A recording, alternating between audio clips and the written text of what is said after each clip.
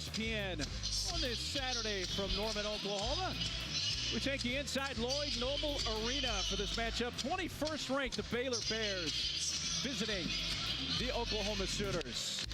It is terrific to have you with us on this Saturday, along with former Duke All-American Jay Williams. I am Mark Neely. Jay, well, great to be with you today. Let's talk freshmen. Keyonte George of Baylor. Normally, freshmen kind of pick on teams in the non-conference. His numbers have actually gotten better in conference play. I know when I did college basketball a couple of years ago, Mark, we used to really sell guys like Trey Young, Zion Williamson. Well, I'm telling you right now, I am on the bandwagon of Keyonte George as a player. If that's 32 points against West Virginia, 22 points against Kansas State, 27 points at Texas Tech, 18 in the second half to close out the game, I am telling you that this guy is a walking bucket. I've seen NBA draft sites compare him to the likes of Eric Gordon, not the one with the Houston Rockets right now. I'm talking about the young, dynamic Eric Gordon with Indiana University, who just keeps doing this thing. That's who Keyonte George is. Baylor shoots the three ball well. OU defends it well. What will happen today in the Big 12? We've already seen Kansas get wiped out at home by TCU by 20-plus points. What's going to happen here in Norman, where the Sooners right now, according to Joe Lunardi, the last team in and need a win here to stay in the field. Baylor has the game's first possession. How Oklahoma defends the perimeter is imperative in this ball game, considering 45% of the shots Baylor takes is from the three-point line. Flo Thamba with the left hand for the first bucket of the game.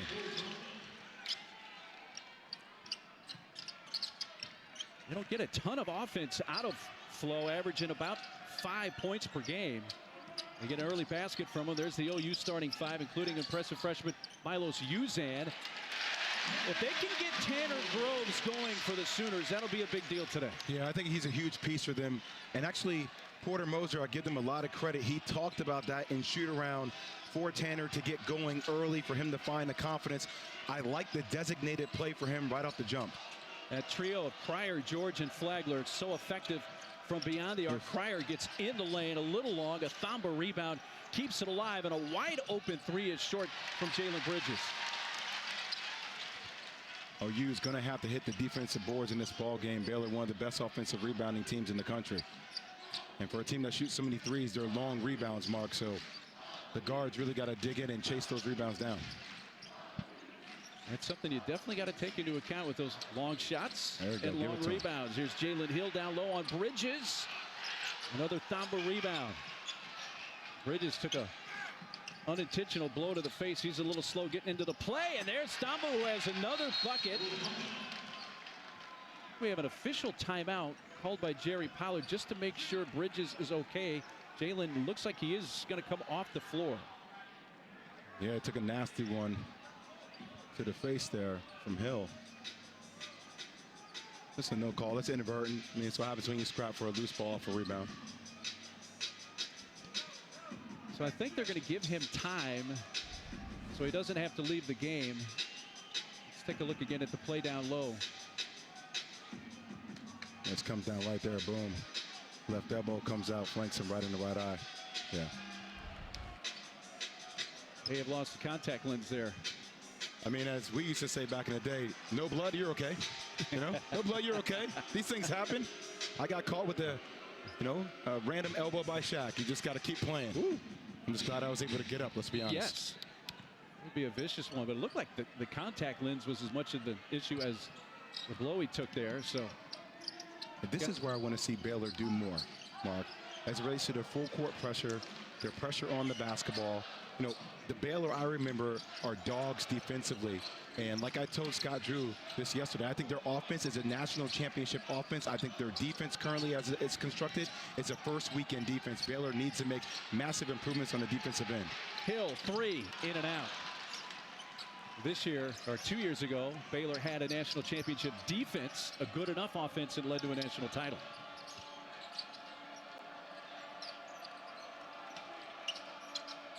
Thamba has scored their first 4 points. Gives it to George. He gets a bump from Sherfield. Grant's going to pick up the foul. Scott Drew, season number 20. He's been the Big 12 Coach of the Year each of the last 3 seasons. It's amazing. Remember when Scott Drew first came into Baylor, where this program was compared to where it is now, Mark. And the way he's been able to recruit nationally, you talk about getting Keyonte George, the highest rated recruit in Baylor program history, the style in which they play. I've called them before the Golden State Warriors college basketball version. Like, that's how they play. Spacing, continuity, three-point shooting, and a lot of dribble drive attacks. And that's what Scott Drew has really implemented style-wise here with this team. Baylor lost their first 3 conference games. They've won 3 in a row since, and Keyonte George uncharacteristically misses a couple of free throws. He's been an 81% foul shooter on the year coming in. Tanner Groves just off the mark with a 3. It's going to go out of bounds to the Bears. With the way Baylor is running pick and roll defensively, that big hedges out. Tanner's going to be able to slip that gap, and he's going to get a lot of open looks. Porter Moser talked about his confidence level, Mark, being something that they had to work on with him. If he's open, he has to take those shots. You have to be aggressive. Now, Tanner Groves coming off a season-low 4 points in their loss in Bedlam to Oklahoma State on Wednesday. George's 3 long. Thamba, another rebound, his 3rd of the game, keeps possession. Cryer reverses and scores. Porter Moser thought there was a double dribble involved by Thamba and wasn't called. Swing it. Handoff, Sherfield turns the corner. He's met there by Thamba. It's an open 3 again. Tanner Groves, that one just again a hair off the mark.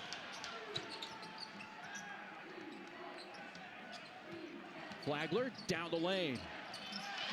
A lay-in for Flagler, and it's a 6-point lead for Baylor. Miscommunication right there by Tanner. If you're going to be up on that defensive end, you got to get up and show. He lagged behind, and Flagler was able just to turn that corner way too easily. Bears have hit 4 of 7 from the field to start the game. OU 1 of 5, now make it 1 of 6. Tanner Groves bats it out of bounds. Possession to Baylor. Porter Moser's team, a loss in Bedlam on Wednesday, Jay, and they really had a really rough second half. They gave up 48 points to the Cowboys, most points they've allowed in a half this year. You know, I think the crazy thing talking to Porter yesterday, Mark, is that when you're in the Big 12, there are no nights off. You know, you talk about you have an 8 p.m. game on a Wednesday. You turn around, you play Baylor at home today. Then you go on the road and you play at TCU on Monday. TCU just beat Kansas today, okay? And then you come back home in a Big 12 SEC challenge against Alabama. I mean, there are no nights off in this league. All 8 points have been in the paint to start the game for Baylor. Just use the screen. And Ojan Wuna, who's in the game, off the right side from Flagler. Jacob Groves on the run out. Adam just needs to calm down if you're Flagler. If the big is going to be sagging off and drop man coverage, just use that screen, come off at mid-range, be ready to shoot. Keep it nice, easy, and composed. Tanner Groves looking for brother Jacob instead. One dribble and back to Uzan with 10 to shoot. Nice pass from the baseline, short, but there was Tanner Groves. I think that was a shot and not a pass, but it results in 2 points for OU.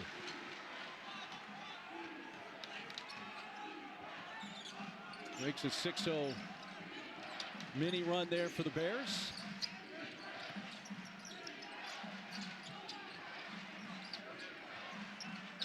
Reset up by Cryer.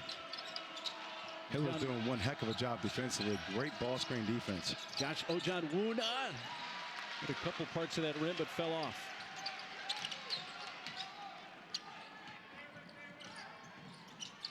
Uzan got in the air, nowhere to go, and threw it in between his 2 teammates and out of bounds. I told everybody before this game started, it's all about guard play. They do such a good job of probing.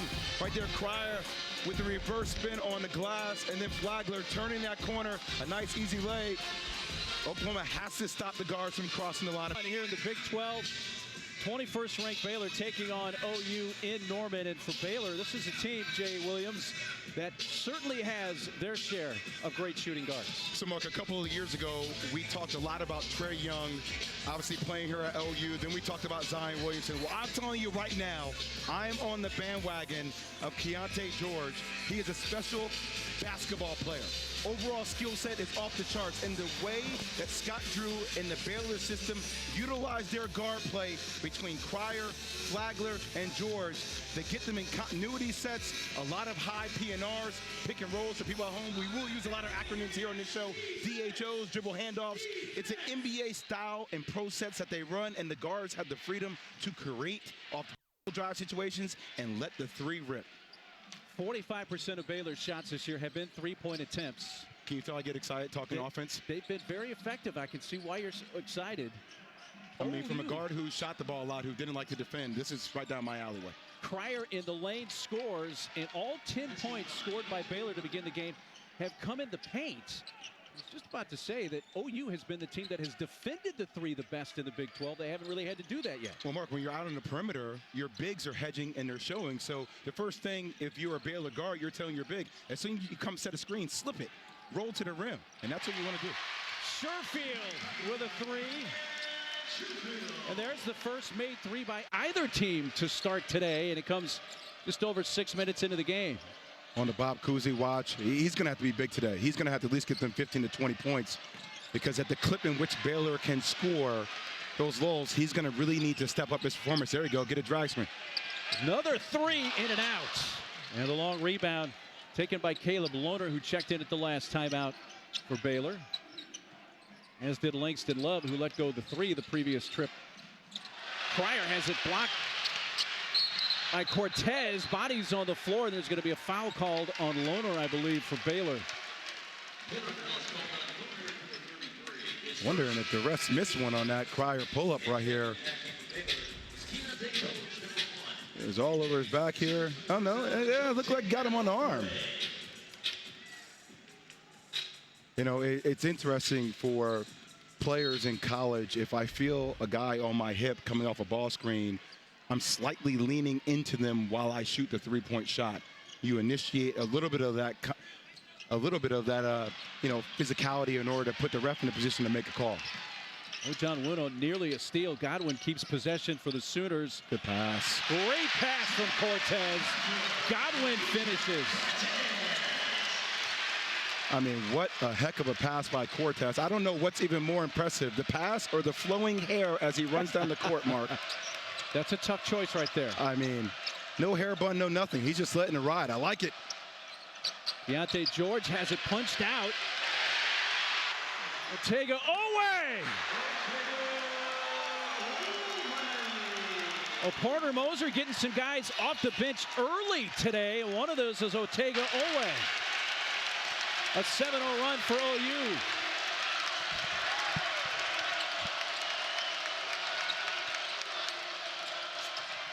Cryer. It rolls off. Tip. Love. Love will go to the line.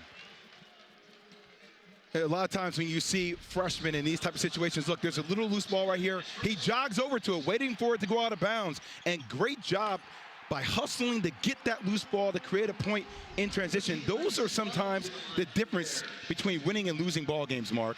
You know, Coach K used to always say to me this: one player, when you're young, will bend down at the knees for a loose ball. And another player who really wants to win the game more is willing to put their body on the line and really hustle for it. Which one are you going to be? In that situation, OU decided to hustle for that loose ball, and those are plays that Keyonte George will learn. If you're wearing that Baylor uniform, you got to get on the floor for that. Love knocks down the free throw, and Ortega Owe, a freshman off the bench, making that play for the Sooners. So Porter Moser trying to find a little different mix. Again, OU's a team that gave up 48 points to Oklahoma State in the second half on Wednesday. Godwin couldn't quite finish it this time. Oklahoma State won the Bedlam game on Wednesday. They scored 48 points in the second half. Most points OU has allowed in a half all year. Flagler with such good body control right there off every pick and roll. He's going to use his body to carve out space, keep that defender on his back, and that floating shot he has at the rim is really special. Cortez tried to go high off the glass to adjust the shot, and the offside rebound for Lohner.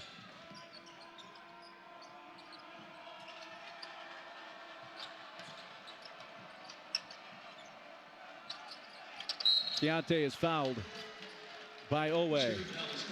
11:15 to play first half in Norman. It's 21st ranked Baylor with an early three-point edge. The college basketball is brought to you by Phillips 66, proud sponsor of Big 12 basketball. 7 years ago, Baker Mayfield, as part of game day, apparently posterized by partner Jay Williams. The matchup was KU Oklahoma. You had Buddy Hield jersey on and picked OU. That pick didn't work out all that great. They did make it to the Final Four that year, the Sooners. You're back for the first time in 7 years? 7 years. First off, that was a charge. Yeah. I mean, Baker Mayfield was out of control. Okay, like it was a charge. That's first off. And secondly, yeah, that was with Trae Young. And Trae Young, one of the most prolific scorers in OU basketball history. I even had 27 points last night against the New York Knicks, him and DeJounte Murray for the Atlanta Hawks. But I've seen all the greats play here, from Buddy Hield, who's with the Indiana Pacers, you know, to Trae Young. I mean, the amount of talent that has came through with Lon Kruger and company with OU has been off the charts. And by the way, Lon Kruger, congratulations on being inducted into the Collegiate Basketball Hall of Fame. And enjoying his retirement. Thamba was forced to put up a long shot with the shot clock expiring, so it's OU ball. The only thing that's a little odd about this game so far is that Baylor's off to an 0-for-4 start three-point shooting. Well, we said at the beginning of this game how OU defended the three-point line was imperative, considering Baylor makes over 9 threes a game. Now, look, they're not on the same talent level as you see OU, and they could get to the rim here, but their continuity and the system in which they play is so similar. When I think about Klay Thompson, when I think about Stephen Curry, when I think about Jordan Poole, the way they raise the offense above the free throw line, the way they have spacing, the three-point shooting, the dribble drives, the reads, the dribble handoffs. As you see Flagler knock down a shot there, hand down, man down, resembles the way the Golden State Warriors play. One of the most exciting styles of basketball we have in the game today. So Flagler able to knock it down from long range, and three-point shot from Tanner Groves not there that time. Mark, I try to tell young players all the time, if you're going to guard the perimeter, please have active hands, because guards get to the point where if they can see the rim, a shot's going to go up if they're true bona fide scorers. I'll tell you what a find has been today for Porter Moser, the head coach of the Sooners. Off the bench, Otega Owe with 6 points. He talked about his energy during shoot-around. And for Owe, the amount of intensity and the precision that he brings defensively to the court, that's what they need. And they need that in the ball game against these dynamic guards. Owe has scored the last 6 points for the Sooners. George fouled. Will shoot 2. And Owe right here, I love the effort. Right, coming from the weak side, he's in that gap, pushing the ball. Oh, imagine that. Look at that. The finish, the strong hand. And that's the kind of intensity you need from your guards, to be aware defensively and to create points in transition and make it easy. Owe getting some significant minutes. He played a little mop-up time at Oklahoma State off the bench late in the game, 1 minute. And George, uncharacteristic from the line, 81% on the year coming in. He's missed his first 3 today. You know, there was a loose ball situation here earlier in the game in which he didn't dive for. OU player put his body on the line, equated to a point in transition. He's been a little bit lethargic with the basketball, a little bit nonchalant. Now, look, his offensive game is one of the best there is in college basketball. But a lot of times, being on the road as a young player, even though he's had some big-time road performances, had 18 points in the second half at Texas Tech. How you approach the game and the sharpness you come out in the game, I think is pivotal for young players. You have to come out and attack right away. George went for the steal there, didn't get it. Groves 3, got that one. On his 4th try from beyond the arc, swishes one. And Mark, each try that Grove has had has been wide open. It's been wide. He's getting open looks, and that's what you want from one of your best big shooters on the floor. Hasn't shot the ball well as of late, but you got to shoot those open shots. Sooners had missed their first 6 3-point shots. Here's a 3 from George. Thamba bats it around, and Bridges was in the right place to gather it and immediately put it up and in.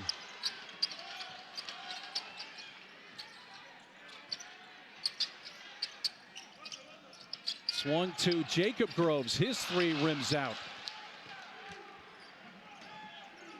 Here's Flagler leading the way with 7 points. He had 9 points in the loss at Texas Tech earlier in the week. His first non-double figure scoring game of the season. We're going to say that's out of bounds to OU.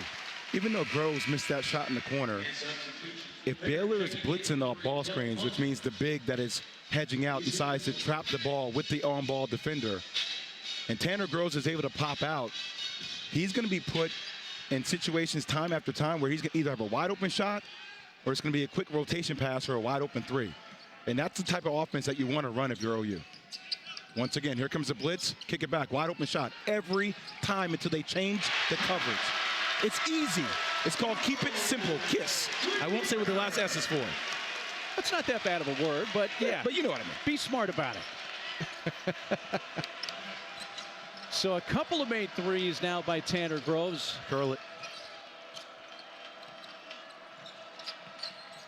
Cryer cut off by Sherfield, makes a nice little adjustment. Missed it from in tight. Loose ball is grabbed on the baseline by Uzan. So here comes another drag ball screen. Just keep utilizing it. Don't make it difficult. Sherfield using a screen. Groves rolls. Sherfield finds him. Thought he found him, but Cryer's quick hand steals it. Cryer bumped by Uzan and a foul. Like I said before, sometimes a game of basketball, you got to make it extremely simple. Oh, you want to blitz the ball screen? Great. My name is Tanner Groves. Say hello to my little friend. The three shots. Boom. ESPN, and 3 games already in the books in the Big 12 today, and there have been some shocking outcomes. None more so than TCU clobbering KU by 23. First ever win for the Frogs at Allen Fieldhouse. Oklahoma State by 2 over Iowa State. So K-State is now alone in first place atop the conference as they had a big second half in beating Texas Tech in Manhattan. Owe, who's had an impact on the offensive side for OU with a block there. You think about for OU, I mean, one of the toughest remaining schedules left in college basketball. We had talked about the fact that you have an 8 p.m. game on Wednesday. You turn around, you play Baylor at home today. Then all of a sudden you go on the road to play at TCU on Monday, who just beat Kansas. And then you come back here against Alabama. Life in the Big 12 is not easy. And Porter Moser and company are finding that out firsthand. Baylor had an early 6-point lead. For OU, this 3-point advantage is their largest of the day. With under 6.5 minutes to go in the first half from Norman. Mark Neely along with former Duke All-American Jay Williams from the Lloyd Noble Center. Bridges stops, 3 to shoot. Bonner's in the game. He's going to have to put it up. He can't. And he traveled before the shot clock could expire. Mark, can I tell you, Cortez is everywhere on the floor. He turned his man 2 or 3 times before he even got to half court. He was in every single gap defensively. He had active hands. Look at number 14. Gets in that gap, gets his hands on it. Weak side defense. I mean, the energy that he is bringing to the table and the playmaking, but on the defensive side, I said before, just applying pressure. Sometimes if you can get an opposing player to play with his back towards the basket, even if that's for 2 or 3 seconds, that disrupts their offense and their playmaking ability. And that's what Cortez is doing. In 6 minutes, Cortez has 3 assists, a block, and a play we just saw that won't show up in the box score. That was a good play. Great skip pass. From Cortez to Owe, who's come off the bench with 6 points. Godwin. Got to look at the rim for Godwin. And there's 3 to shoot. Hill's going to have to put it up. Instead, he runs over the defender for an offensive foul. Maybe a little too unselfish for the OU that time. Just look at the pass. Look at the pass, Mark. Look at that. Woo. I mean, the playmaking ability here, and that's not a charge. That's not a charge. If anything, that's a blocking or that's a no call. But, I mean, just the vision right there, the flash by Cortez, that's the type of energy he brings to the table. But that was not a charge on Hill, by the way. That's great flopping by Flagler. I know all about flopping. I played at Duke, trust me. Oh, wow. What? It's okay. That was it's called quite a revelation. gamesmanship, Mark. I knew that was the case. There's Keyonte George. That's a bit of a slow start today. Just 1 point from the line in his 9 minutes. Flagler straight. John Wuna. Josh, one dribble, puts it up.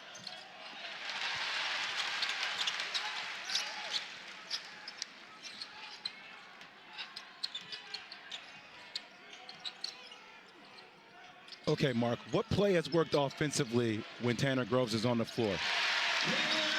Well, him being alone at the top of the key has been the play that's worked for them. So I like the way they utilize right there, dive in from the weak side. But regardless of whether Baylor's in zone or man-to-man, I'm going to tell you something, kids at home. Keep running the same play.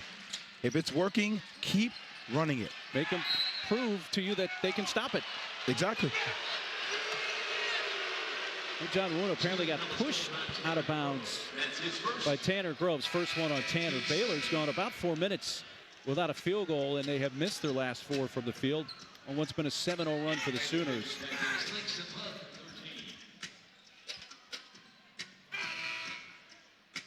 After the 17th foul for the Sooners, Josh Ojanwuna goes to the line for a 1-and-1. He's 67% from the stripe this year, 22 of 33.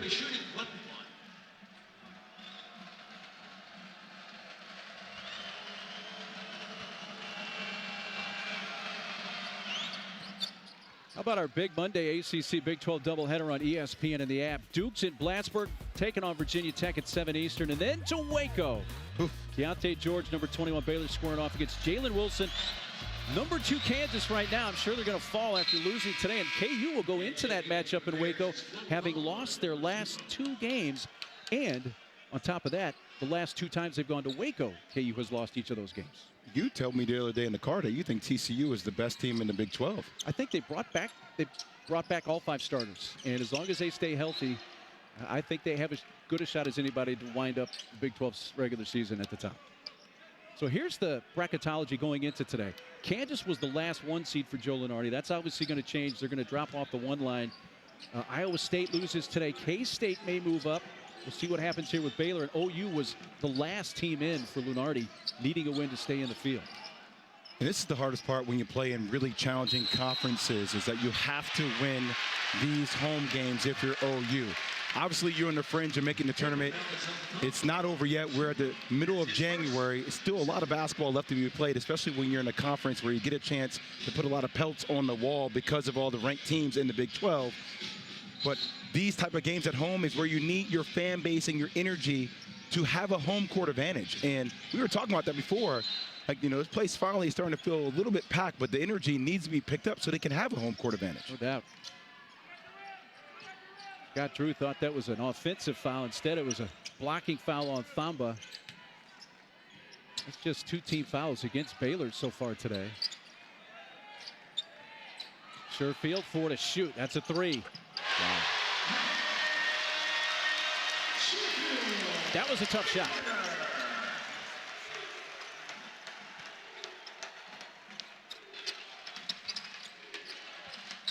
Six-point lead for the Sooners, their largest. Under 4 minutes to go in the first half. Flagler getting around.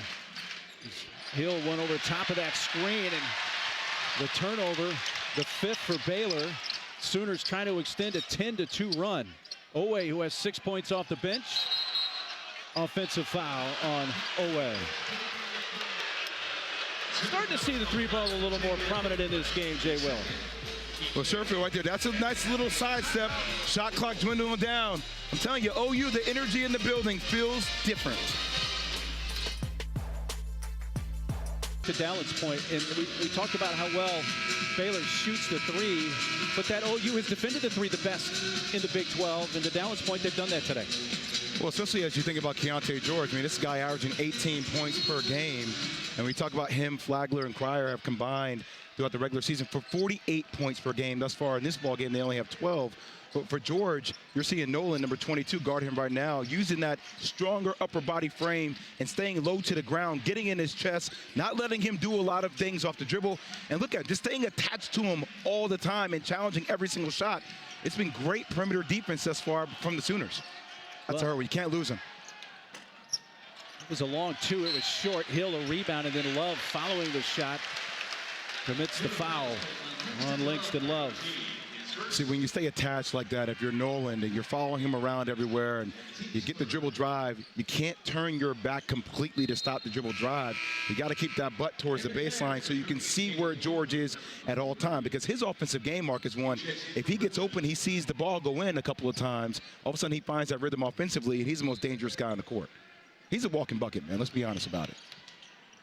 Baylor now has gone 5.5 minutes without a field goal. They're looking to trap, causing some headaches for Nolan, but he gets ahead for Sherfield into the front court with under 3 minutes to go first half.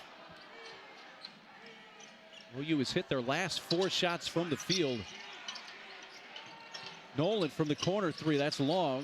Lohner thought he had the rebound, but couldn't collect it. Well, coming up tomorrow, we'll have an ACC women's basketball matinee on ABC and the ESPN app. Diamond Johnson leads number 20 NC State against Louisville. Coverage begins 1 Eastern on ABC.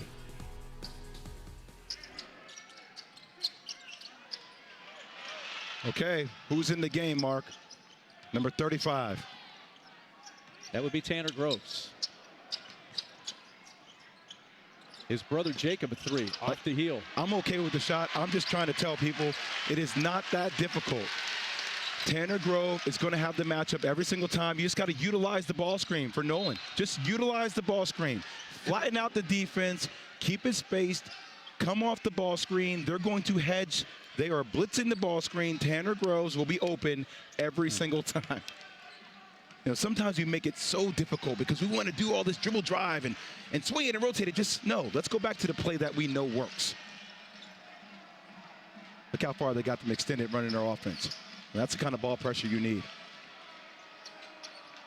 Hill staying with Flagler. Shovels to Thamba, who rolled to the basket. And that looked like the offense they were running earlier in the game when Thamba had a couple of quick hoops. So OU's going to use their use it or lose it timeout. We'll be back here in 30 seconds. In the first half in Norman, 21st ranked Baylor down by 4 to the Sooners. Tanner Groves right now leading all scores with 10 points. Show me the package. Show me the package. Let me show you what I'm talking about at home, people. Sometimes you just got to keep things simple. And it's not that difficult. First off, great job sealing by Tanner Grove here. Getting an offensive rebound, working hard on the glass. And he has been open at the top of the key in every ball screen scenario. Right there was a prime example. They blitz a ball screen. Great reverse pivot job by the offensive player. Turn around, see him, pocket pass. His hands are always ready to shoot. And just because you beat the press doesn't mean you have to beat the press to score. The press wants to speed you up. You got to make yourself available to get the ball in. Well, they had a little issue along the baseline. And OU thought they had a timeout, but instead Kelly Self, the baseline official, I think he said it was out of bounds to Baylor. So it is Baylor ball.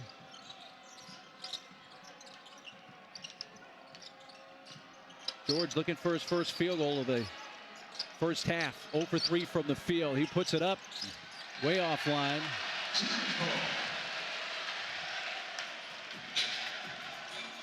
You know, I would love for Keyonte George. I know he's trying to find that rhythm offensively, and he is 1 of 4 from the free throw line.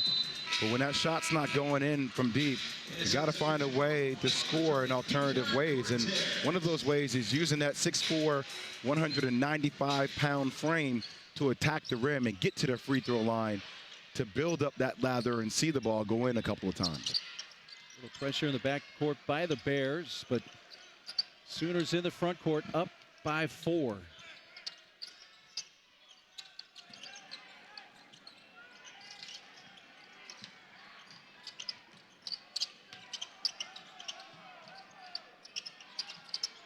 Thamba there, right in the grill of Groves, who turns with the elbow. There was some contact. And Jeb Hartness, the official, says, we're going to look at this. He called a foul. The issue is here, I think he already called the common foul. Let's see the turn in with the elbow. Yeah, I mean, you can't rake across the face like that with the elbows. But is Flo Thamba, what we say, in the cylinder there of Tanner Groves? Has he violated that? Does Groves have the right? I mean, you have the right to rip through, but to rip through high with elbows first is something that is not allowed in the game. I mean, I can find different ways to rip through, Mark. I can rip through lower. I can rip through, you know, towards your thighs, towards the middle of your stomach. But to rip through high like that, extending with the elbow first, that might be a flagrant one. Jerry Pollard, who's the lead official of this crew. It's Jerry Pollard, Kelly Self, Jeb Hartness discussing this after taking a look at the monitor.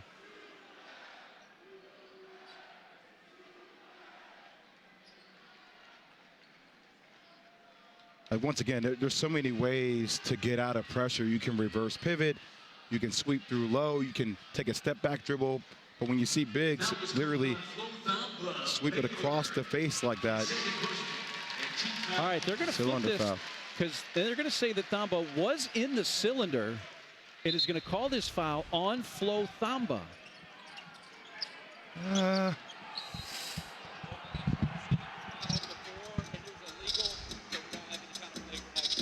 One leg's in the cylinder, that's how it works?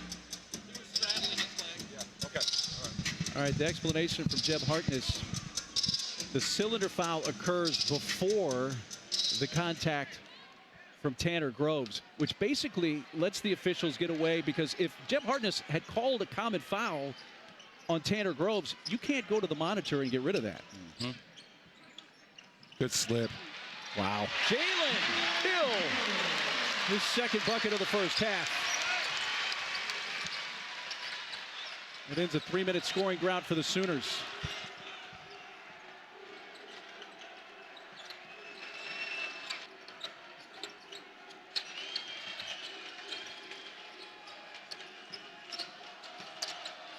Hill all over Flagler. Look, what great defense by Hill. He didn't let Flagler use the screen. He denied the screen and forced him in one direction. It didn't hit the rim. The shot clock's at 1. Love gets it off in time and banks it in. Count it. Timeout Baylor. So Scott Drew is going to use his use it or lose it timeout. And we'll be back again in 30 seconds. This is where you're going to see a DHO right here, dribble handoff. As he comes up the dribble handoff, look at number 1 at the top of your screen. Flagler is going to switch this, but nobody's going to communicate, and he's just going to dive, right? That's called a slip screen. There's no need to switch because he didn't set the screen. Catches Flagler off his mark, and what a strong finish by Hill. That's how they teach you to go up. You go up with 2 feet.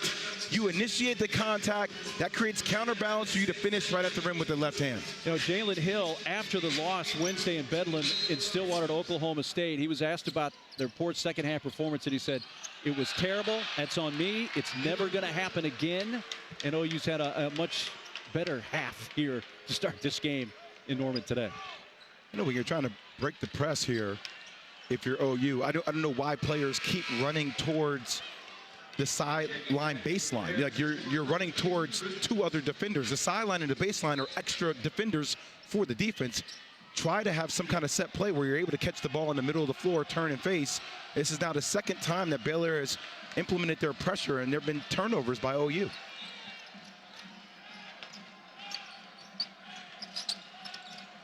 LJ Cryer trying to get past Cortez. Tanner Groves a block. Oh, you can hold it for the final shot here. 0 for 1. 0 for 1. Slow down. Slow down. Sherfield kicks Hill. Cortez. Game clock down to 7. Get a ball screen. Sherfield. And that's going to end the first half. So Baylor got out to an early 6-point lead. But it's the Sooners that have a 4-point lead here at the intermission. And the 3-point shot, which has been such a good friend for Baylor all season, not so much in the first half.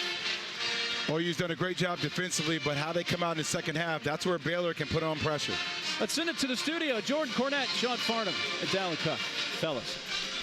This thing, I think Keyonte George has to find a way to start attacking the rim and making the game easy. And I think they have to start creating some points off turnovers. We talked about yesterday with Scott Drew about this team has an offense that is a national championship offense, but they have a first weekend defense.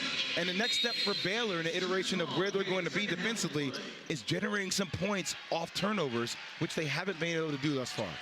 So Oklahoma shot 48% from the field in the first half, did not attempt a free throw in half number one. The Sooners start the second half with the ball. Pass for Groves, deflected. Thamba creating a steal. Cryer steps back a three. See, I don't like that, Mark.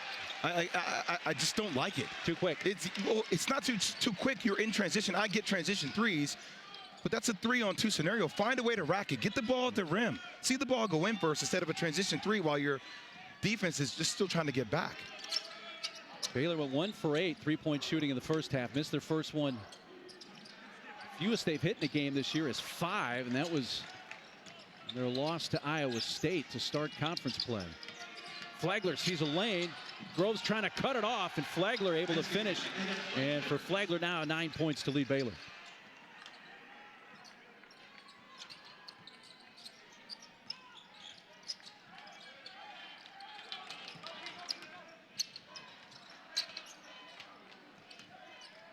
Field in the first half, 8 points.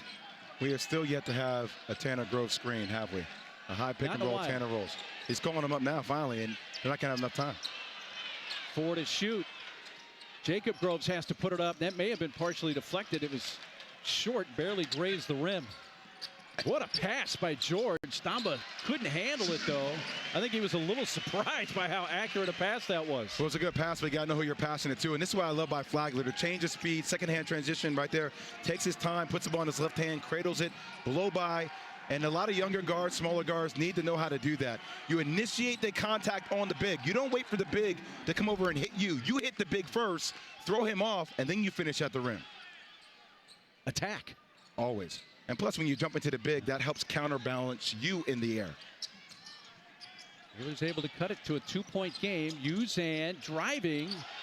All right, so another missed opportunity, right? Baylor switching all the action. You had a smaller guard in Cryer who was guarding Tanner Groves. Give the ball down low and let your big go to work. Flagler again, patience off the screen, reading the defender, taking what's available. So Baylor comes out, scores the first 4 points of the second half, and they have tied the game quickly at 30. Over the top, Jalen Hill, nice feed there from Tanner Groves.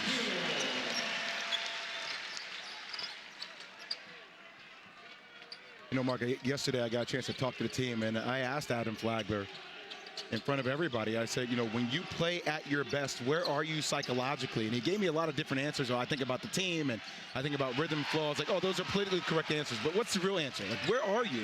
And I think that's a huge statement for this basketball team. As you see Groves right there with the and one, is who are you consistently in identity? And I know who they are offensively. But when the shot doesn't go in, that's where you need your defensive identity to come into play.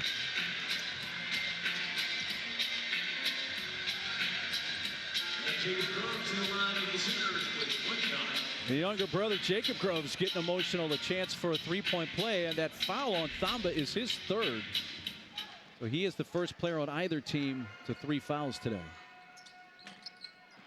There's some players, when they shoot, you just feel like it's always going to go in, and that is Jacob Groves. No lie. I mean, the rotation, the rhythm, the shot, all of it. Long rebound. Bridges deflects it out to Cryer. George, a 2. There you go. The 2-point shot. Nonetheless, for Keyonte George, his first made field goal of the game after missing his first 5. Offensive rebounds, right? You give a team a second chance. That's where there's that great slip by Hill.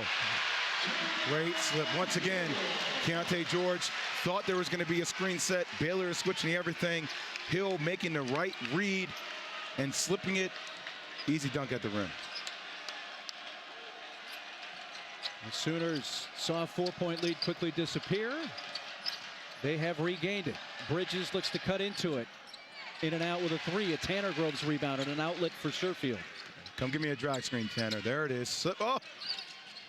Do your thing, big man. Bridges there. Good defense from Jalen Bridges. Flagler. Tanner Groves able to get back defensively and swat that one away. I mean, this is what I love, okay?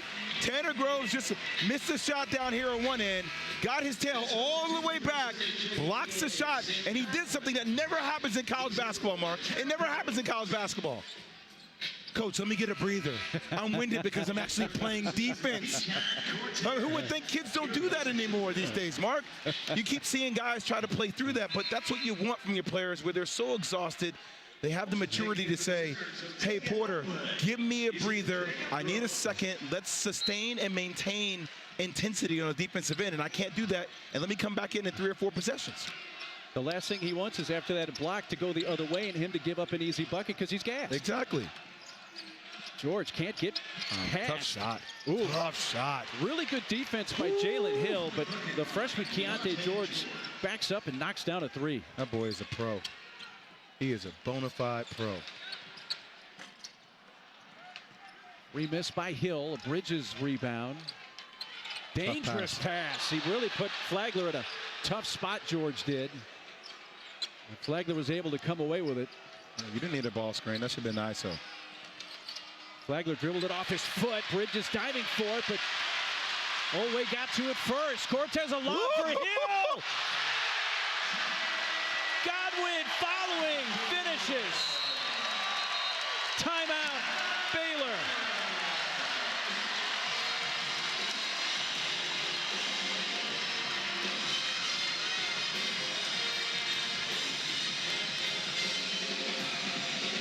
Flagler with the careless turnover. The ball bounces off his foot. Cortez finds him in transition. And look, sometimes you can't quit on the play.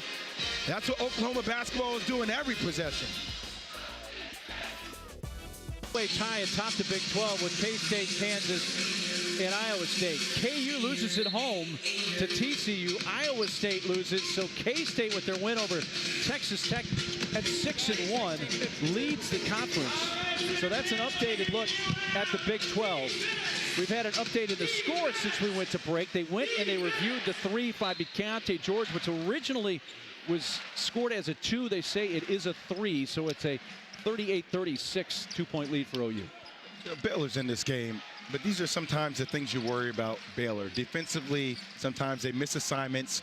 They're a little bit lethargic, and they've been beaten to loose balls. These 50-50 balls here that Oklahoma's just playing with more intensity, and that's what you feel like is the missing link as you see Baylor now go to a zone. And Bijan stepped on the sidelines, so that's going to be an Oklahoma turnover. When we come back, we'll update you on Baylor's Jonathan Tchamwa Tchatchoua.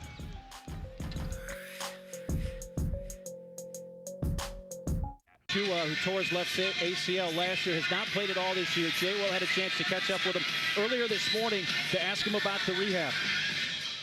One of the things I think people don't value as much because everybody goes on with their lives is the psychological challenge. Right? When people say, well, can you get back to being yourself? When somebody says that to you, where does your mind go? It go in a negative place because at the end of the day, you need to realize as a man that this is you and yourself. How you going to make the most out of this man? You can't get back to who you was or you were 9 months ago or 10 months ago. It's just impossible. Just like I can't get back to be 80 years old or to be as athletic I was when I was 15. So I just need to keep on focusing on making the best out of today, making the best out of the player that I have now and just grow with it. So I really try to stay away from getting back to being myself, but trying to find my new self, trying to find the best job. You know, I appreciate John sitting down with us. You two actually have a lot in common, and you have had a relationship with John because of your similar knee issues in your career. Yeah, Scott Drew put us together last year, and you know, for JTT, when you tear your ACL, your PCL, and your LCL, your ACL, your MCL and your LCL, right? Like your PCL is only done together. So what he has, guys, is, I mean, he has drop foot essentially. He cannot raise his left big toe. So that contraption you saw him wear is something that I had to wear for a very long time. It's called an AFO, it's an ankle foot orthosis. And what it does is it helps you pick your foot up. So it helps raise your big toe. And it wraps around, that's carbon fiber, what it's made of now, and it wraps around his knee. And for a guy who has the tenacity defensively and the agilities that JTT has, he now has to wear that in his shoe. And it makes it challenging, Mark, to move around the court. You have to teach yourself. You know, he said a great line to me. He said, you know, for 22 years, I've learned how to master my body. And now that I can't pick my foot up and I have a contraption doing it for me, you know, I've had to learn how to master this body for the last 9 months, and that doesn't happen overnight. The rehab has been going well for John. He's ahead of schedule, most definitely. And I also told JTT, I said, look, you know, when people ask you, well, will you get back to where you were? I'm like, you may never get back to that person or that player you were before, but JTT, 70% of who you were is better than 95% of the people you're going to play against in the Big 12. And that's a fact. So you just have to learn alternative ways to play your game and to still be effective in the game of basketball. You may not go up to dunk the ball on lobs or be that crazy athletic person you were before, but still, you can be effective, and your IQ has to become more. Even with his injury last year, he was a Conference Defensive Player of the Year. A George 3 is missed. Thamba able to get the loose ball off the rebound.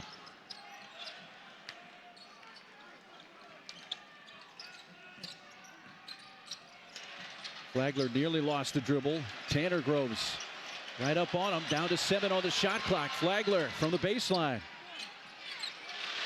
Rebound for Thamba, his 8th of the game. And Thamba's really working on the glass, and offensive rebound is something that Baylor's so talented at. That's a travel. Oh, jump ball. We're going to call it tie ball. Possession arrow favoring Baylor. That's what Baylor needs to get away from. So when the offense becomes stagnant, get yourself in a set, get some continuity. When you go to ISO ball, everybody just stands around and watch. Give me some backdoor cuts, you know, give me some flashes to the ball. Catch your defenders off track here.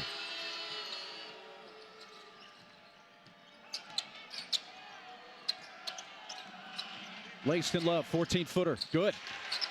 Love this guy that's been plagued by injuries. I really think he's one of the missing links for this team offensively. He adds another guard that can give them depth off the bench, and you know, really hasn't found his rhythm that well shooting-wise yet, but has the ability to knock down shots from deep.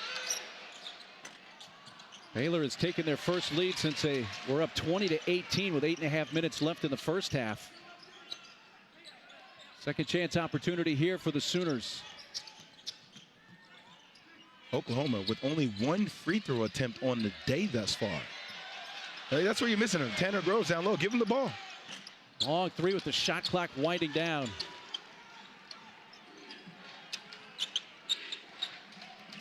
Flagler off the screen. 1 and done for the Bears as we slip under the 12-minute mark in Norman. Sherfield kicks it to the corner. Uzan, a 3! First basket of the game for the freshman from Nevada.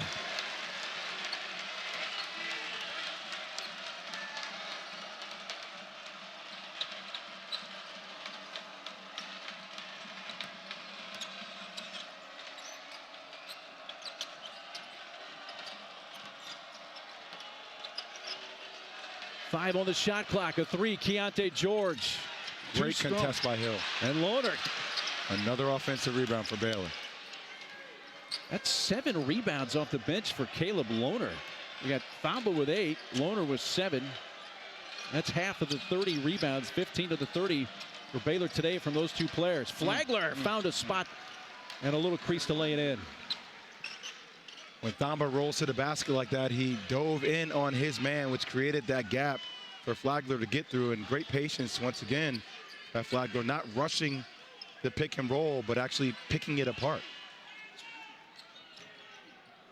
You got to get the ball moving against the zone. Hit the middle of the zone, wide open. And don't you feel like I mean, Tanner Groves hasn't taken a shot since, I want to say, the 9-minute mark. And first half. That three-point shot. That three-point shot. Right. Last shot he attempted. Hill there to clean up the miss. Double digits now for Jalen Hill. He has 10 points. Tanner Groves has 10 to lead the way for the Sooners. Flagler with 13 for Baylor, but Bears turn it over. 10:15 to play, second half. Sooner ball when we come back with OU up 2. I advise you to stay with Mark and Jay, but this is what's going on across the family of networks. Tennessee in cruise control midway through the second. NC State and Carolina, a rivalry game there, back and forth midway through the first. Marcus Carr in Texas coming up. Hunter Tyson and Clemson as well in a couple conference matchups. A lot of great games still ahead today. I think that West Virginia trying to capitalize off that win against TCU. And really, NC State and Clemson, two surprise teams in the ACC. That's how you sell some content. Mark, Jay. You know what? I knew I liked the big man Jordan Cornette for a reason. He's right. Stay right here. This is the only Big 12 game going on in progress right now. OU, according to Lenardi, needs a win to stay in the field. Baylor trying to win their fourth straight. Don't forget our big Monday ACC Big 12 doubleheader on ESPN and the app. Dukes in Blacksburg. They take on Virginia Tech at 7 Eastern. And then these Baylor Bears are going to get a Kansas team that have now lost 2 in a row. Jalen Wilson and the Jayhawks come to Waco. What a big Monday it will be. Mark, I'd like to give a big shout out to my guy, Jordan Cornette, on being a girl dad. Just had his girl a couple of months ago, Sailor. Congratulations to you, JC, and Shay, your beautiful wife. You guys have an amazing family. And please don't let Joey beat up on my son, Zane. His son just towers over my son when they play together. And yet Jordan still has time to go to the studio and babysit Farnham and Cuff. Yeah. Yes, he does. There we go, Tanner. That's what I need. Tanner Groves, 12 points to lead the Sooners in scoring. You know what? Tanner Groves is producing double-digit games scoring for OU. They're a different team. Batted out of bounds. Staying with Baylor. So something I'm noticing for OU, as you're going to see Tanner Groves get the play here and finish down low. It's a strong move going up, getting it. But on the defensive end, multiple OU players are watching the flight of the ball when a Baylor player shoots the rock. And you can't do that. You have to look for somebody to box out because these Baylor Bears are everywhere on the offensive glass. That was a long 2 missed by Flagler, but the three-point shot, which has normally been a big friend for Baylor, there's 3 of 16 in that department today.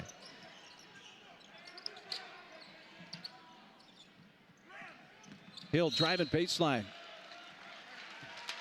You get a little push there and a foul on the Bears.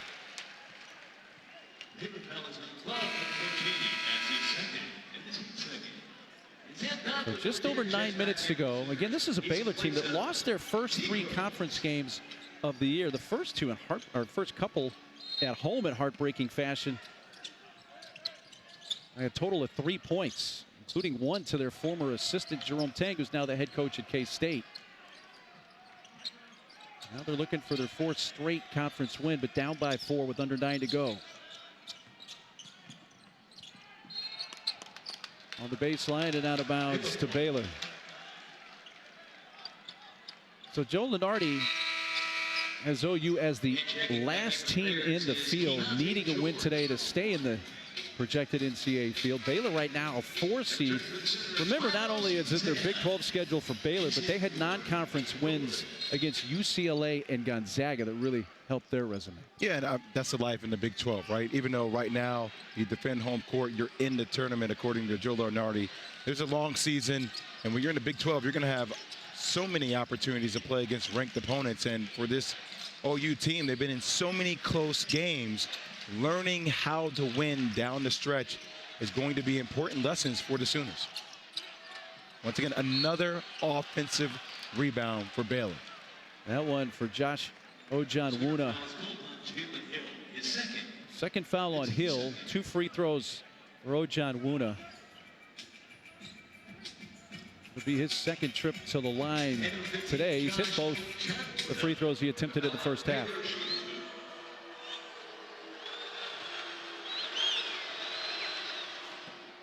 If I were Baylor, I would start giving a little bit different looks defensively with some kind of full court pressure, go to like a zone press, things to make Oklahoma have to think to try to speed them up with how they handle it. Get them to take some ill-advised shots. Got to speed up the tempo of the game a little bit. Well, Baylor has won the last 8 regular season meetings against OU. OU did beat Baylor in the Big 12 tournament last year, but even with that, Baylor has won 10 of the last 12 overall meetings against the Sooners. So right now for OU, everything's just on the perimeter, just passing around the perimeter. Nobody's cutting, nobody's moving. There's action. Baylor's doing a really good job of staying down. You need to get more movement offensively. Uzan threw it between Sherfield and his teammate Cortez. Hey, Mark, if you're standing on the weak side, I don't have to defend you. I don't have to move. I'm defending the people with the ball on the strong side. It's easy. It's now 12 turnovers for the Sooners.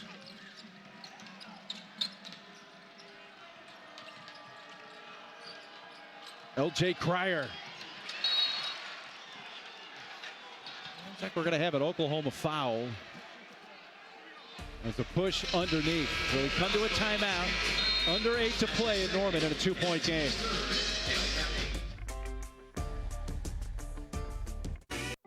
Small Central, number 14 TCU, hosting these Oklahoma Sooners in Fort Worth.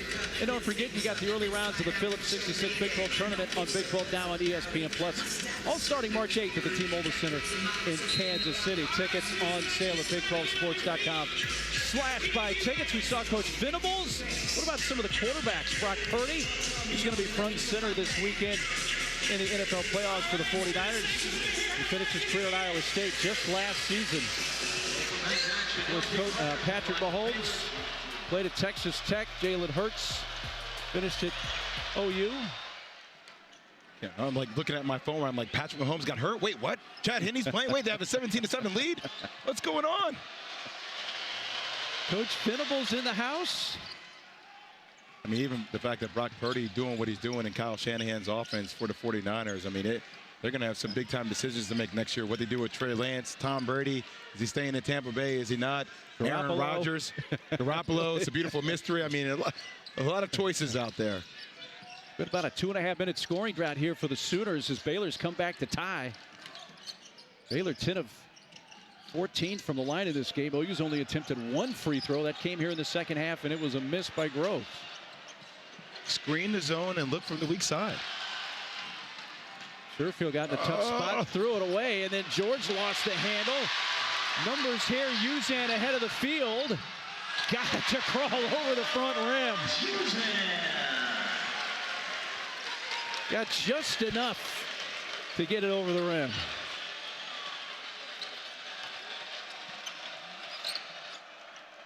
That breaks the scoring drought for the Sooners. Reverse, Cryer underneath. Ojanwuna got his own miss, and then either Godwin or Owe on the backside committing the foul. Going to go on Godwin. And both teams just being careless with the basketball here. You're seeing multiple turnovers, which leads to a fast break for OU. Nobody's flashing from the weak side. Guy leaves his feet to make a pass. Keyonte George sloppy with the ball, and it leads to a solid finish for OU. I mean, most of the time when you're in conference play, it comes down to taking care of the basketball. You know, being sharp, being efficient, being able to execute scouting reports. And for as bad of a game that Baylor is having, they're only down 1. And could tie it right here with the second free throw from Josh Ojanwuna.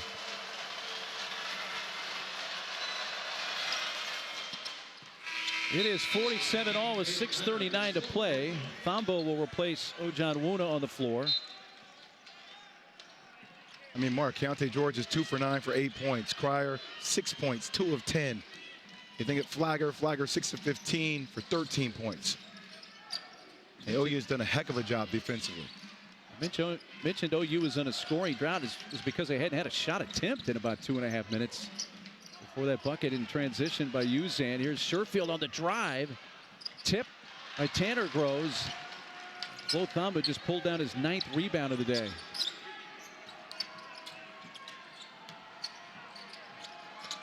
They're looking to reclaim the lead. They had it early in the game by 6. That deflects off.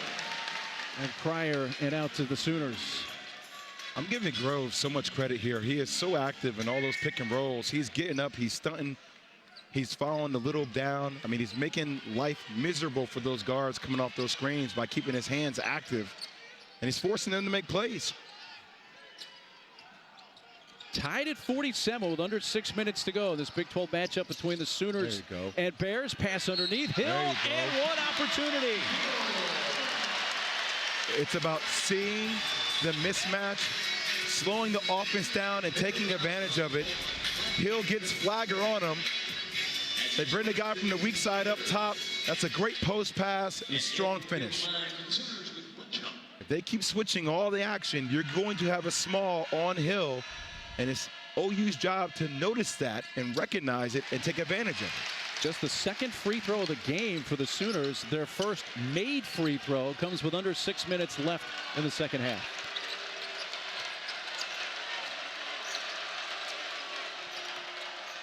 George, Thamba, Tanner Groves there again. Everywhere. Out of bounds. That boy good, man. That boy is good. I am becoming a bigger fan of Tanner Groves by the heartbeat. Just like I said before, like his ability to get out on the screen and then get back into action to block the shot. That's a big time play. Kind of tough to tell who went off of. We're not at the point under 2 minutes in the second half to be able to go to the monitor. So they say it is Baylor ball still. 16 on the shot clock. George dribbles into the lane. Some contact from Groves and an and one opportunity now for the freshman Keyonte George.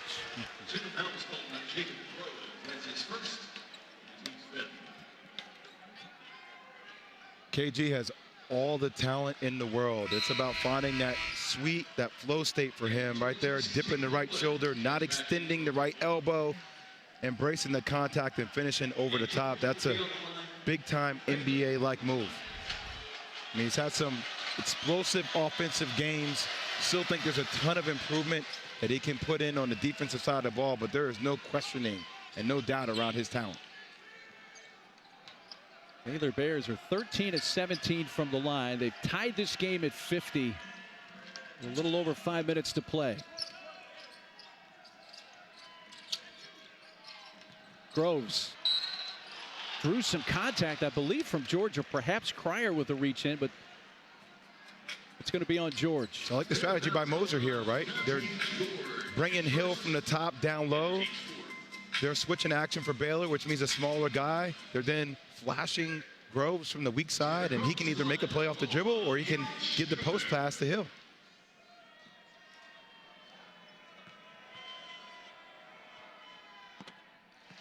Well, tennis's first major of the year rolling on down under. A round of 16 Australia Open coverage beginning tonight, 7 Eastern, 4 Pacific on ESPN+.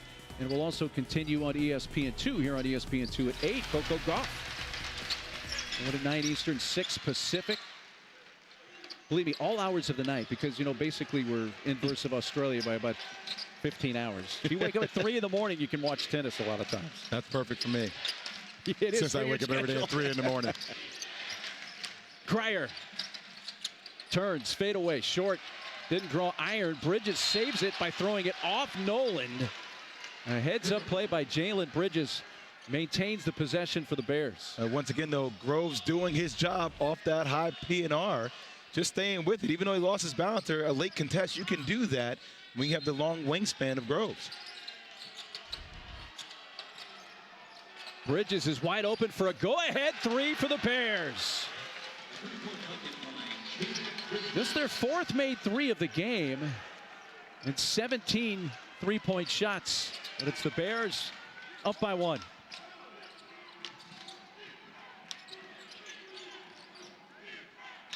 Got a flash for Hill. There you go. Sherfield looking at that zone defense. Kicks it to the corner. This is a 3 that's off the heel. We're going to get a push underneath on Baylor. Somebody pushed Tanner Groves. It's on George. We're going to see Bridges here come off this action. That's good job You're going to see up top by Cryer. He comes off the first screen by Bridges and then screens his man. And the lack of communication by OU leaves Bridges wide open for a three-point shot. 2 quick fouls on Keyonte George, just 2 in the game for Keyonte. Imagine that, Mark. Screen to screener. Like little actions like that end up working.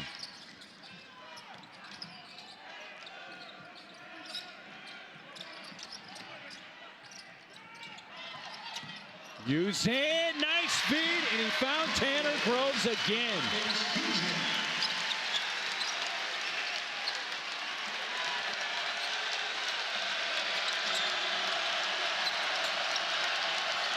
That gets the Sooner crowd back in, and we're under 4 minutes to go. Bridges, a 3 from the right corner. Wow. And for the second straight possession, Bridges with a 3 gives Baylor back the lead. And Bridges is a 22% three-point shooter and has made 2 daggers here down the stretch. Timeout with 3:33 to go in Norman, and Baylor with a 2-point lead. ESPN's exclusive presentation of college basketball is brought to you by Phillips 66, proud sponsor of Big 12 basketball.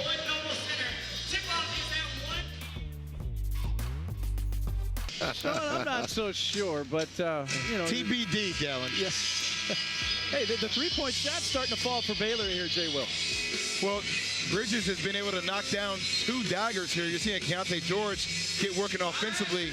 But the interesting thing for the Baylor Bears, 11 turnovers so far in this game and only 6 assists. So once again, that continuity that we talked about at the beginning of the game about comparing them to the Golden State Warriors of college basketball, that fluidity that they have offensively, finding that rhythm and knocking down shots is what they've been doing later in the second half.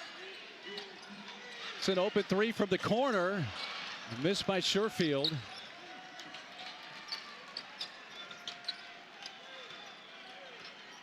Baylor now with a chance with over 3 minutes to go to try to make this a 2-possession lead. It has been nip and tuck both ways here in the second half. Neither team has had larger than a 6-point lead all game. George shoots it. Hill interrupted that shot. Made sure it didn't get to the rim. Great defense by Hill. I tell you, for a guy with his size, his frame, he is constantly in the pocket of Keyonte George. Groves passes out of the double. Nolan surveying. Tanner Groves, one dribble. Groves, take your time. Little short. Thamba got knocked to the ground. Saved by Jalen Hill. You catch the ball in the middle of the zone, you got to turn and face. Faded. Jalen Hill, the floater from the baseline, ties it up.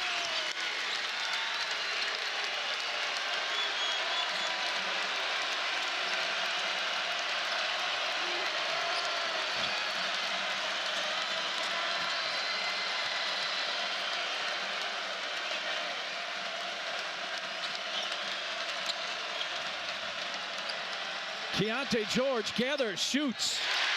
Groves, quick outlet. Sherfield finds Uzan. Here's a lob in transition to the sophomore C.J. Nolan.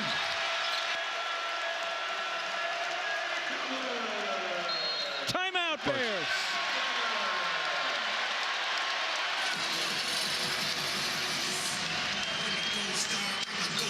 I tell you what, Jay, well, at times it's gotten kind of sloppy, and then sometimes they bring out some absolute gems in transition. I'm telling you, Jalen Hill has been absolutely everywhere. Him and Tanner Groves, defensively so active. And you're going to see him here diving towards the baseline. Nobody comes over from the weak side until too late.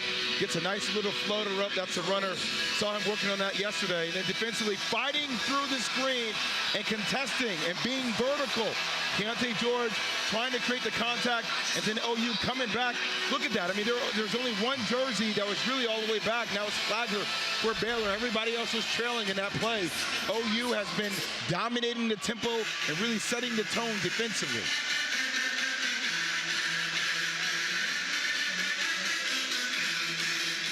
Sooners needing a win, according to Joe Lenardi, to stay in the field of 68. They have played some tight ones. Had a couple of heartbreakers early in conference play here in Norman.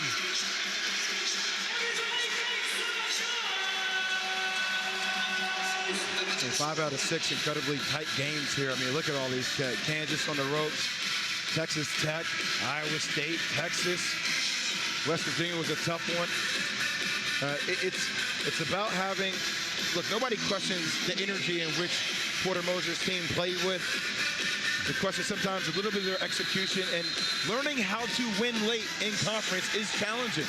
And that's what you're seeing this OU team try to do here and close this one out. I tell you, vice versa for Baylor. I know they've tried to get Keyonte George going off some pin downs and some ISOs. Bridges has knocked down some threes. I would like to see Adam Flagler in some ball screens. He was deadly with that and making reads, changing speeds in the first half. Yeah, he is a closer that this team needs. I'd like to see the ball in his hands down the stretch. Just one timeout left for the Bears. Shot. Wow. Bridges, his third three of the second half. He has made some huge shots for the Bears.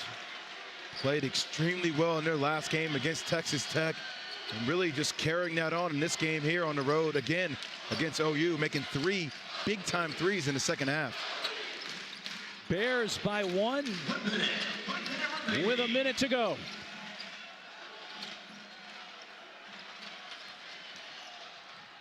Sherfield, tough shot. Flagler rebound. Scott Drew lets it slow down, yes. Smart play by Cryer right there. You don't need to push it for the game. You get a great shot. You use as much of the shot clock as possible. Baylor trying to secure their 4th consecutive Big 12 win in a row after dropping their first 3. There you go, clear out the side. 2 to shoot, Cryer, 3 up, got it! At a huge moment, Adam Flagler buries it. 2-possession game, and Scott Drew, a huge fist pump after that 3 made by Flagler has made it 62-58 Bears. I mean, what a performance by Baylor, not playing their best game and finding a way to be there when it matters the most down the stretch. Bridges with a sidestep 3 here. Gets him on the pump fake, sidestep, knocks down his 3rd big 3 in the second half. And then I told you yesterday, I talked to Flagler, I said, who are you in the big moments? Do you want the ball in the big moments? Here on the step back, tough, difficult, fading away from the basket 3 to give them a 4-point lead. What a performance down the stretch by the Baylor Bears. Oh my goodness. Baylor was 3 for 16 from behind the arc to start, and they have made their last 4 3-point attempts in a row and are now 6 of 12 in the second half from beyond the arc. So the story we told at the top of the show about Baylor's 3-point shooting took a little while to kick in, but it has surfaced here late in the game. Well, Mark, if you're Porter Moser, you're sitting there saying to Uzan, okay, like that was good defense. That's great defense. Yeah. You'd rather a guy take a shot 5 feet behind the 3-point line. Just bigger moxie right there by Flagler to knock it down.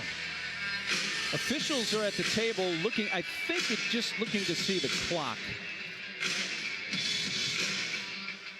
But if you're Oklahoma here, assuming the clock stays at about 17.5 seconds, what are you looking at offensively? Quick 2.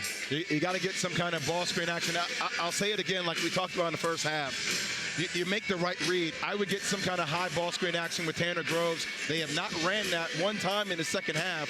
Come off that, try to make a play either to the rim if you're Sherfield or a kickback to Groves. You get the ball to go on quick. You foul. You try to put one of their worst free throw shooters on the line. You extend the game. That's the way I would play it out. You don't need a 3. You need a quick 2. They did add some time, up to 18.3. Another nail-biter here in the Big 12. There's the 3-point shooting half to half for Baylor, really stepping it up, especially, again, last 4 attempts they've all made here late in the game. Texas and West Virginia is going on now over on ESPN. That's the final game of the day in the Big 12. When we're done here, we'll send you to Virginia Tech, Clemson. Gotta go. Gotta get something fast. Eating up a lot of time. Down to 12 on the game clock. Uzan, way too much time being eaten up. Down to 6, down to 5. They got to put it up. It's blocked out of bounds. And now with just 4 seconds left, Baylor has pretty much iced the game with that long possession by OU without getting a shot to the rim. Baylor just being assertive defensively in that zone slash man. I mean, who knows? It was like an amoeba defense. They were all over the place covering so much ground. They have any shot. They got to get a quick catch and shoot. How to shoot. A dribble. And all that's going to do is maybe affect a 2-point game with 1.3 seconds left. It's not over because obviously Porter Moser's team would love a steal here. And with that in mind, Jay Will, what do you do from a Baylor standpoint on this inbounds? You throw deep, try to keep it out away from your own basket. What do you do?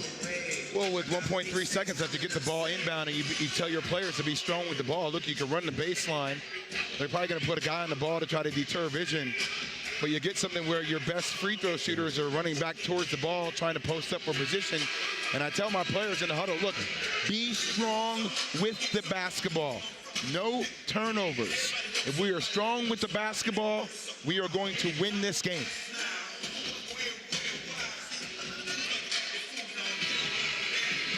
So you look at the players on the floor for Baylor. And if you're OU, even if you're able to get a quick foul, aren't a whole lot of good options. Famble would probably be the best, but he's going to be the one that's going to inbound, it looks like. And if you're Baylor, you still got a timeout. And if anything, Mark, I called a timeout if I can't get an inbound pass. Actually, they're going to do the kind of the whiteouts here. There you go. And you could just throw it deep. I mean, with 1.3 seconds, if you throw the ball deep, let the ball be tipped a couple of times, the game should be over. It's Cryer who has the ball in his hands. In for George, batted out right in front of the OU bench. It is Baylor ball. Last touch by OU, but just a half second left. Mark, that's why I mean, now you're going to have to review this play. That's why I don't understand. We talked about before, running towards the corner of the court. You're using the sideline and the baseline as the 6th and 7th defenders on the court. There's no need to do that. Throw the ball deep and have the ball go towards your bucket. There was 1.3. When it comes in, it starts with the touch. Yeah, it's hard to tell from that camera angle. We need a different camera. Let's see right here. Who touches it last? Can't tell if the ball goes off the fingertips right there of George from this angle. It looks like it does. Here, push. That left hand. I think that ball, it may be on that that's hard. Wow. That's hard to overturn. But it does look like Keyonte George's left middle finger is slightly on the ball in the way as it's being pushed out.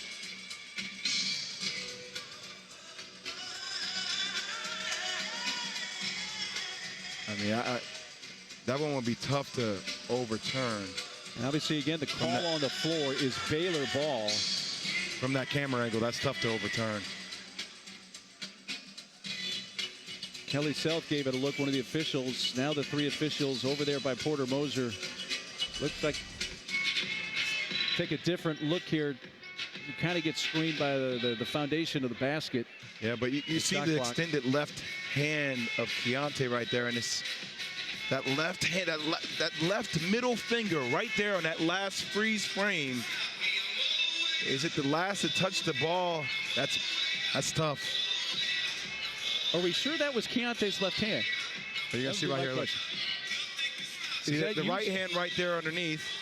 Is that Uzan's hands wrapped underneath? No, that's Keontae's left hand there. His right hand's on top of the play. His left hand's going for the ball. And that's, there you go. That left middle finger right there. It's the right hand of Uzan, left hand of George. They are going to add a little bit more time to 1.1, but it will be Baylor ball. Okay. Not enough evidence there to overturn that one. That was the right call. Once again, 1.1. Get something going towards your basket, not their basket. There you go. Throw it deep. There you go. Touched by Flagler, time runs out, and Baylor survives it on the road. Their 4th straight win in conference play as they take it by 260-260. I tell you, if you're Baylor, it doesn't matter how you win. All that matters is that you did win. Sometimes you have to learn how to win ugly, and that's exactly what the Baylor Bears did here with another road win today. And the three-point shot came late, but they hit their last 4 in a row. Better late than never, Mark, right? Yes. Guys like Bridges knocked down shots, Keyonte George knocked down shots, and Flagler knocked down the biggest dagger of them all when it mattered the most. Let's send you to Virginia Tech Clemson. For Jay Will, I'm Mark Neely. So long from Norman.